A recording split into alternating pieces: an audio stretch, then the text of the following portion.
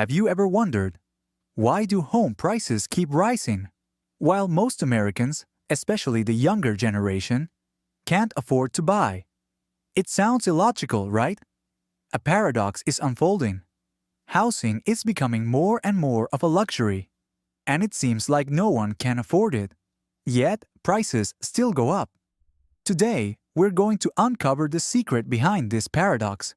According to a recent report, only 20% of homes sold are considered affordable, a sharp drop from 60% just a few years ago. If you're one of the millions struggling with rent, I get it. But don't be so quick to think the market is about to crash. In fact, these three factors could make things worse before they get better. Reason 1. The entrance ticket is cheaper, but the risk is higher. Many people believe the biggest barrier to buying a home is the 20% down payment.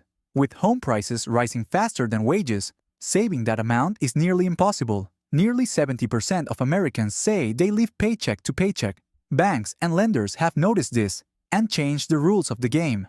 They are lowering down payment requirements to unprecedented levels. For example, some programs allow first-time homebuyers to put down just 7%, or even as little as 3.5% with FHA loans. Recently, Zillow even piloted a new product that requires buyers to put down just 1% cash initially. This sounds like good news, but think carefully. Lowering the entrance ticket doesn't lower the value of the home. It just allows more people to join the game.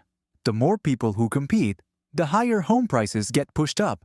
That's why a house in a Texas suburb, which once cost $250,000, can now go for $430,000 in just a few years. You might be able to buy it, but you'll have to carry a huge debt with a higher interest rate. And the risk of losing your home is also higher if you face financial hardship. Reason 2. High demand, record low supply. Buying a home is difficult, but finding a rental is even harder. The main reason is that the housing supply is at its lowest level in a decade. Millions of American homeowners are enjoying ultra-low fixed-rate mortgages at around 3.5% or even lower from the time of the pandemic. Selling this house to buy a new one means they will have to face a new mortgage with the current interest rate, which ranges from 6% to 8%. This is a huge difference, causing many people to decide not to sell. This hesitation from sellers has created an extremely tight market. According to the National Association of Realtors, home sales have dropped from 6 million units in 2021 to about 4 million today. There are fewer homes for sale, but millions of people still need a place to live. This creates a bidding war for real estate, which continues to push prices up.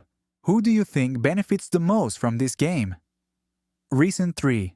The housing war of the super rich and investors. The market is no longer just a game for people buying a home to live in. Three other groups are creating a huge demand force. First are the cash movers. Older generations sell their fully paid-off homes in an expensive city and buy a smaller home in a new area using all cash. They are not affected by interest rates or the ability to borrow. Second are the geographic movers. Remote workers from big cities like Seattle or New York with high incomes, moving to lower-cost states like Idaho or Texas. They buy homes for a lot more than the local market price, unintentionally driving up real estate values there, making it so locals can no longer afford them. And finally, there are institutional investors. This is the most frightening force. Giant investment funds, especially real estate investment trusts, are buying homes not to live in, but to rent out or resell, treating them as a type of income-generating asset. According to a Redfin report, home purchases by investors increased by 145% in 2022.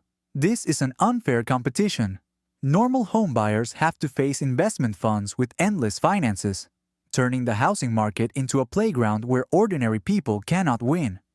Playing a card game where the outcome is already known. In conclusion, home prices are rising not because everyone can afford them, but due to three factors: easier access to loans, a scarce housing supply because sellers are holding back, and the increasing participation of investors and the wealthy.